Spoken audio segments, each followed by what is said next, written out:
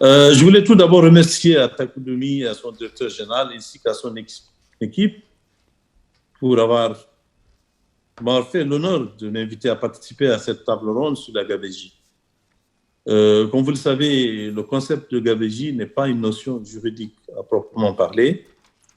Elle signifie d'une manière générale une gestion défectueuse, une mauvaise gestion des affaires publiques ou même privées. Il y a l'idée qu'il y a un gaspillage dans le mot de la gabegie, mais ce n'est pas un concept juridique en tant que tel.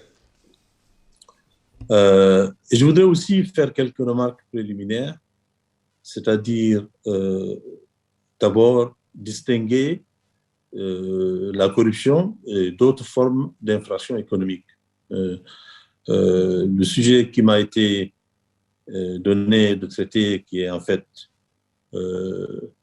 l'approche internationale des luttes contre la corruption, il est nécessaire, à mon avis, de faire des distinctions entre un certain nombre d'infractions d'ordre économique, mais qui ne sont pas des actes de corruption. Je citerai simplement à titre d'exemple des infractions comme la concussion, le détournement des biens, l'escroquerie, l'abus des biens sociaux, les fraudes. Enfin, il y a toute une série d'infractions économiques, mais qui ne sont pas considérées comme des actes de corruption. La corruption elle-même, elle peut être faite par rapport ou dans le cadre de la commission d'autres infractions, mais elle se définit différemment.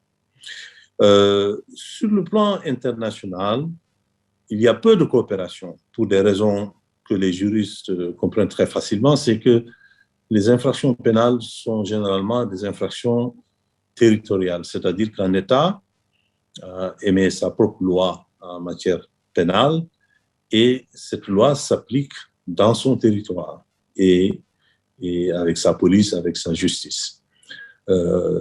Donc c'est pour ça qu'il n'y a pas de coopération réellement internationale en matière de lutte contre la corruption, parce qu'il n'y a pas de tribunal international pour, par exemple, juger des personnes qui sont coupables d'actes de corruption. Néanmoins, il y a des efforts dont je vais parler un petit peu, qui ont été accomplis au niveau international pour sortir un certain nombre de principes, de directives que les pays sont appelés à adopter. Et à ce titre, je citerai par exemple la Convention des Nations Unies sur justement la corruption, qui a été adoptée en 2005. Et cette convention a été d'ailleurs ratifiée par la Mauritanie en 2010.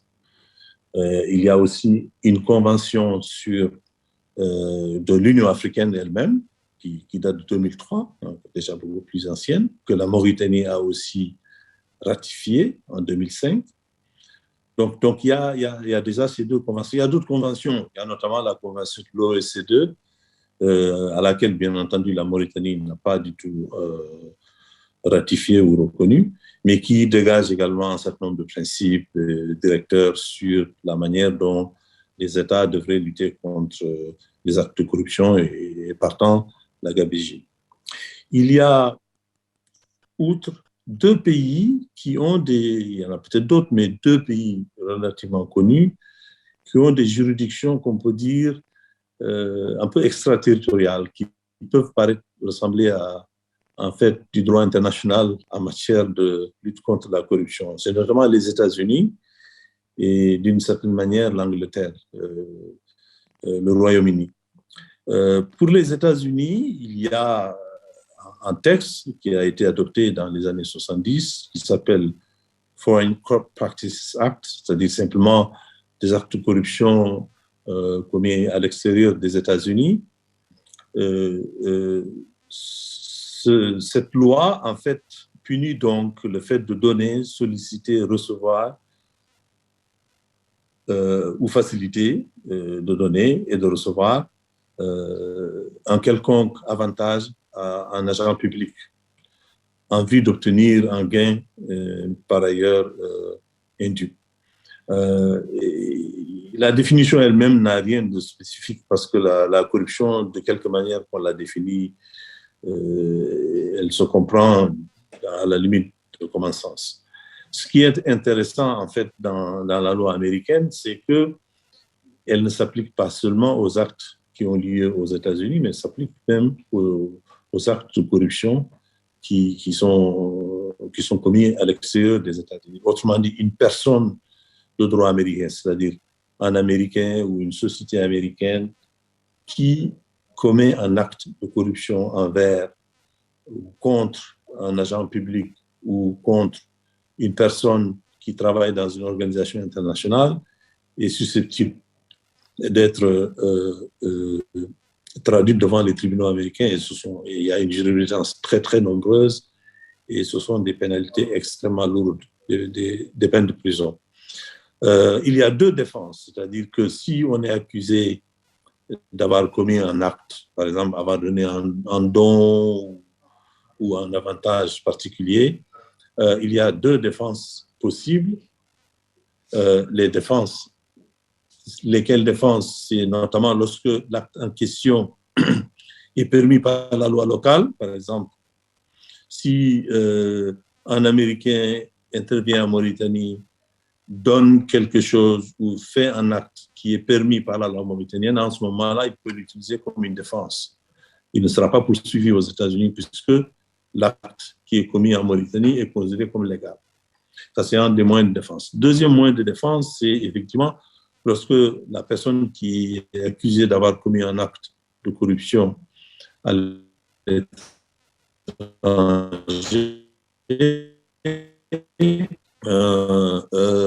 donc là également, c'est une défense.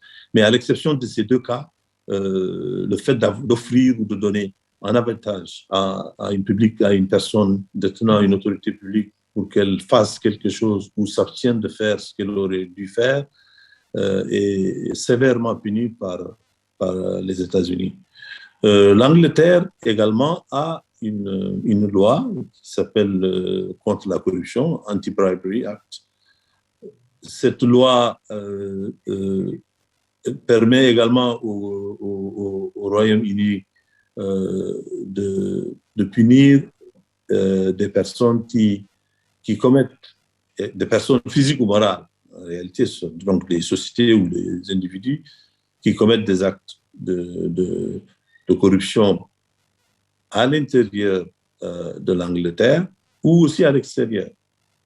À l'extérieur, si ce sont des sociétés ou des personnes de nationalité britannique, c'est-à-dire une personne de nationalité britannique qui commet un acte de corruption en dehors de l'Angleterre est susceptible d'être traduit devant les tribunaux britanniques pour acte de corruption.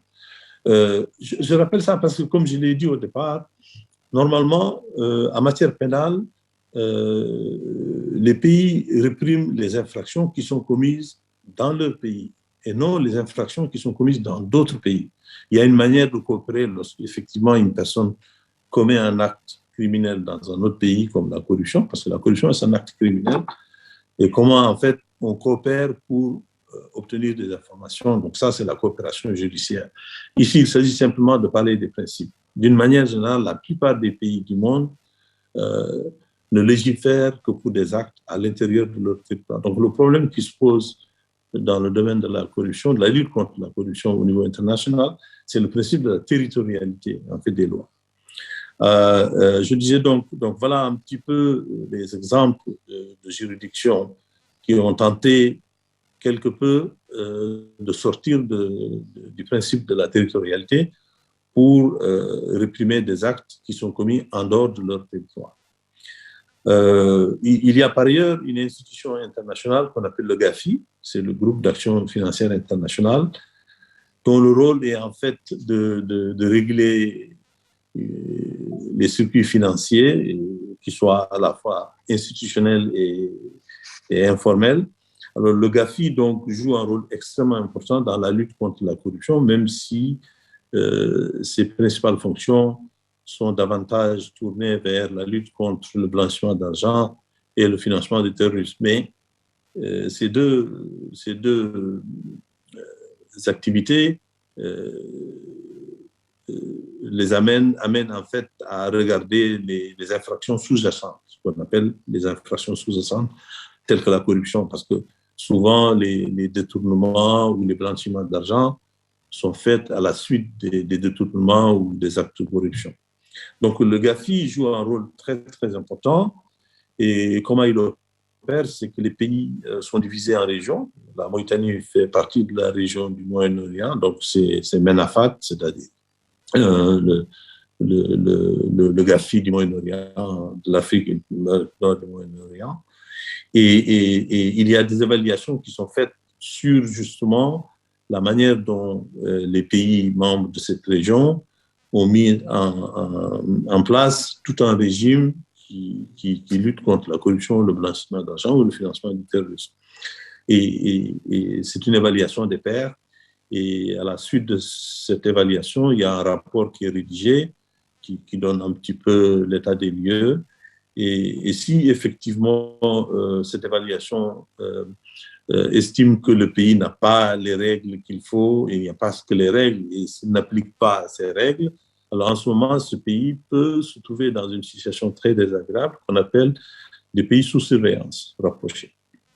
Il y a un certain nombre de pays en Afrique, mais pas seulement, dans les Caraïbes, qui sont, au moment où je vous parle, qu'on appelle des pays sous surveillance. C'est-à-dire, ce sont des pays qui, après l'évaluation des pairs, on a trouvé qu'ils ont des lacunes très, très profondes, que ce soit en matière législative ou de mise en œuvre des règles contre, effectivement, la corruption, le blanchiment d'argent ou le financement du terrorisme. Et ces pays doivent travailler avec un groupe, c'est le groupe de travail du GAFI, pour effectivement remédier à cette situation. C'est une situation très, très difficile parce que si le pays effectivement n'arrive pas à sortir de cette situation de pays sous surveillance, son régime financier, ses banques peuvent se trouver dans une situation très difficile, c'est-à-dire que les institutions internationales qui font en fait la correspondance des transactions financières internationales peuvent refuser ou diminuer la coopération avec les banques de ce pays-là. Et donc ça, souvent, il y a beaucoup de pays qui ont des difficultés, notamment, surtout c'est le dollar, mais pas seulement, parce que l'Union européenne suit aussi les recommandations du GAFI. Autrement dit, si vous êtes dans un pays qui fait l'objet d'une surveillance rapprochée, vous êtes automatiquement considéré par l'Union européenne comme faisant partie des pays à risque. Et donc, vous êtes les ennemis dans le même sac. Et je disais donc que la difficulté qui se présente, c'est que si vous n'arrivez pas à sortir de cette situation, votre circuit financier, circuit international, va en être réduit considérablement et d'une manière très, très négative sur le commerce. Parce qu'en fait, les banques auront beaucoup plus de difficultés à avoir des correspondants pour les importations, et parce que simplement, le pays est considéré comme pas sûr, parce qu'il y a peut-être de l'argent sale qui vient de la corruption, et ainsi de suite. Donc, ça a tout un système. Et ça, c'est GAFI qui, effectivement, est l'institution internationale qui gère ce phénomène. Alors, je dirais juste encore un mot sur d'autres institutions. Les institutions financières internationales, comme la Banque mondiale, la Banque africaine de développement et les autres institutions similaires, ont également des règles qui s'appliquent à tous les pays qui obtiennent leur concours financier, des règles contre la corruption. Ce sont des règles extrêmement détaillées et qui définissent la corruption d'une manière beaucoup plus extensive. Ce n'est pas seulement la corruption, mais il y a la collusion, la fraude, toutes ces infractions d'escroquerie que j'avais évoquées dans mon introduction sont considérées comme des actes répréhensibles et ça s'applique de cette manière. Lorsqu'un pays obtient un prêt auprès notamment de la BAD, si dans le cadre de la procédure de l'attribution du marché, il y a des actes de corruption, notamment, si ces actes de corruption sont connus après une investigation, alors en ce moment, les sociétés qui ont été impliquées dans ces actes subissent une sanction très lourde qui peut aller à faire l'interdiction de participer à tout marché financé par la Banque mondiale ou la BAD. Une autre clause qui a été mise dans ce système de sanctions, c'est que si une société se trouve être condamnée pour acte de corruption dans le cadre d'un marché financé par la Banque mondiale et qu'elle est sanctionnée, cette sanction est automatiquement validée par toutes les autres organisations financières internationales. C'est-à-dire que si c'est un projet de la Banque mondiale, la BAD, la Banque européenne de développement, la Banque asiatique de développement, la Banque interaméricaine de développement, automatiquement valide cette décision et vous ne pouvez pas conclure. Donc, c'est absolument très, très sérieux. Il y a beaucoup de sociétés qui sont sous sanction et dépensent beaucoup d'argent pour essayer de s'en sortir. Vous expliquer dans quelles conditions elles ont été mises dans cette situation. Donc là également, c'est une tentative au niveau international de réglementer ou de lutter un petit peu contre la corruption. Je dirais juste un dernier mot sur également un autre institut, ce qu'on appelle l'indice de participation de la corruption. C'est une structure indépendante qui note en fait les pays et leur donne des notes en fonction de la perception que les autres, mais pas eux-mêmes, que les autres estiment qu'ils sont corrompus, très peu ou pas du tout. La note, ça va de 0 à 100, 100 étant notamment le pays qui a le moins de corruption possible. Évidemment, dans cet index, on voit que les pays scandinaves sont souvent en tête. Souvent, par exemple, le Danemark, la Finlande ou la Nouvelle-Zélande, qui n'est pas un pays scandinave, mais il y a la Norvège, qui sont tous dans 88-85%. Juste à titre d'exemple, la France a 71%, les États-Unis, c'est 67%. S'agissant de l'Afrique d'une manière générale, les Africains sont relativement mal cotés. Il y a quand même un certain nombre de pays qui ont des notes relativement très bonnes, notamment les Seychelles, c'est 70%, le Cap-Vert, 58%, le Botswana, 55%, l'île Maurice, 54%, le Rwanda, 53%. Dans notre région, il y a le Sénégal, 43%, la Tunisie, 44%, et la Mauritanie à 28%. Donc, on est relativement bas. Évidemment, il y a des critiques qui sont faites sur cet indice. Est-ce que c'est transparent? Est-ce que ça reflète la réalité? Mais c'est un indice relativement connu et qui est consulté par beaucoup de gens. Donc, il faut les prendre tels qu'ils sont. Ce n'est pas la vérité révélée, mais ce sont des informations qui sont collectées. Comme on voit, même les grands pays ne sont pas nécessairement plus notés que d'autres. Donc, par conséquent, ce sont des indices qu'il faut regarder.